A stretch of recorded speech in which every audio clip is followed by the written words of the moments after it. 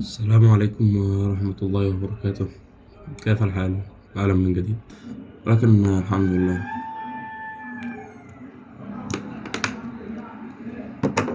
صعب من غيره. ففيديو مهم أوي بصراحة. بيقولك إن في حد عزيز عليا يموت النهاردة. ممكن يكون أنا، يعني بجد. الفكرة بدأت من هنا. في حد عزيز أوي عليا هيموت النهاردة. ممكن يكون أنا، ممكن يكون أنت، ما تعرفش. ولكن كان في فيديو للشيخ أمجد سمير أو الدكتور أمجد سمير، بيقول في النهاردة كان في حد نايم أو شخصين نايمين جنب بعض. واحد منهم قام والتاني مقامش. واحد منهم نام وكمل نوم، يعني مقامش ومكملش. ربنا ما كتبلوش الدنيا. فدي نعمة كبيرة أوي. دي نعمة كبيرة أوي إن أنت تقوم من النوم أصلا، إن ربنا يكتب لك حياة أخرى، وإن ربنا يكتب لك إنك تكمل حياتك. فدي نعمة كبيرة أوي، يعني من كتر ما هي موجودة ما عدناش بنحس بيها، من كتر ما هي اتعودنا عليها وألفناها. ما بقيناش نحمد ربنا عليها، ما بقيناش نفكر فيها أصلا. وخد عندك الكثير من هذه النعم، والكثير جدا، لم تكن كل النعم اللي احنا فيها. من كتر ما احنا اتعودنا عليها وبقى عادي. اصل كده كده اللي هينام هيقوم، كده كده اللي هياكل يعني هيستفيد بالاكل ده ومش هيموت بسبب الاكل ده. كده كده اللي عايش هيتكتب له حياة تانية، وان هو يكمل حياته ويكمل يومه عادي. من كتر ما النعمة دي موجودة احنا ألفناها. وهنا يخلص الفيديو وتيجي رسالة أنا كنت بعتها، ألا وهي إن إحنا لازم نحمد ربنا على نعمة العادي، نعمة الولا شيء. فاهم إن بيحصل معانا أيام وأوقات كتير إن اليوم عادي، اليوم مفيش حاجة مفرحة حصلت، مفيش حاجة مبهجة حصلت، مفيش حاجة محزنة حصلت. اليوم ماشي عادي، رتم روتين يعني. فلازم نحمد ربنا على نعمة اليوم العادي دي، لأن مش كلنا عايش يوم عادي. مش كلنا عايش يوم مفهوش أي شيء. مش كلنا عايش يوم بدون مشاكل. مش كلنا عايش، فاهم.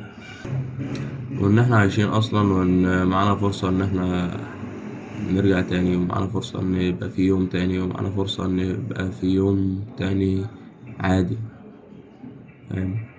وقالوا الحمد لله الذي أذهب عنا الحزن إن ربنا لغفور شكور الذي أحلنا دار المقامة من فضله لا يمسنا فيها نصب ولا يمسنا فيها لغوب. إن لو انت بعيد عن ربنا فدي نعمة. ازاي؟ لو انت بعيد عن ربنا فدي نعمة ان انت بعيد عن ربنا، ولسه ربنا ما قبضش روحك. لسه ربنا ما أردش ان هو يعذبك في الدنيا او في الاخرة. لسه ربنا مديك فرصة ان انت ترجع وتتوب، وسيئاتك دي كلها تتبدل لحسنات وبإذن الله يعني. وتلاقي نفسك بقيت أحسن من الأول. لسه معاك فرصة لده كله، ولسه عايش ولسه مكمل، فاهم.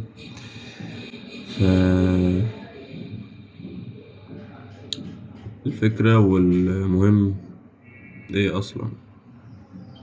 يعني بجد، ايه الفكرة والمهم من الموضوع؟ المهم والفكرة ان انت النهاردة ممكن يكون آخر يوم ليك، ممكن يكون آخر صلاة ليك، ممكن يكون آخر كلام مع حد بتحبه، ممكن يكون آخر حاجة في كل حاجة. وكما يقول الأئمة، والمفروض إن كله يقولها وكله يحس بيها ويستشعرها: صلي صلاة المودع. ممكن تكون دي آخر صلاة ليك وما تصليش بعدها، فحاول تحسنها على قد ما تقدر. ممكن يكون ده آخر وجه وآخر آية هتقرأها في القرآن وما تقرأش بعدها أو ما تقرأش بعدها تاني، فحاول تركز فيها أوي وحاول تحسنها على قد ما تقدر. ممكن تكون دي آخر تعامل ليك مع أهلك، والمكالمة اللي أنا لسه قافلها مع والدتي تكون آخر مكالمة، فمحدش ضامن. فحاول ما تزعلهمش منك، ما تضايقهمش منك، حاول تكون خفيف عليهم، حاول تكون مبهج ليهم.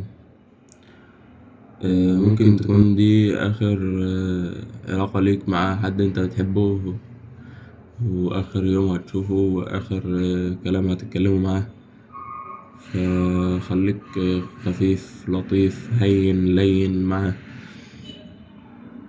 ممكن تكون دي آخر تعامل ليك مع البشر وآخر حاجة ممكن تعملها، فخليك خفيف لطيف هين لين مع البشر. وممكن تكون دي آخر مذاكرة انت ممكن تذاكرها، اعمل اللي عليك فيها أوي وهات آخرك فيها. ممكن تكون دي آخر يوم هتشتغل فيه عشان أهلك وعشان نفسك وعشان فاجتهد أوي في شغلك ده وما تأثرش فيه. وهذا ينطبق على كل حاجة في حياتنا، ينطبق على كل شيء احنا بنعيشه. ممكن تكون النهاردة، ممكن يكون دلوقتي آخر لحظة ليك في حياتك أصلا، متضيعهاش، خليها جيدة نافعة كويسة مرضية لله، فاهم؟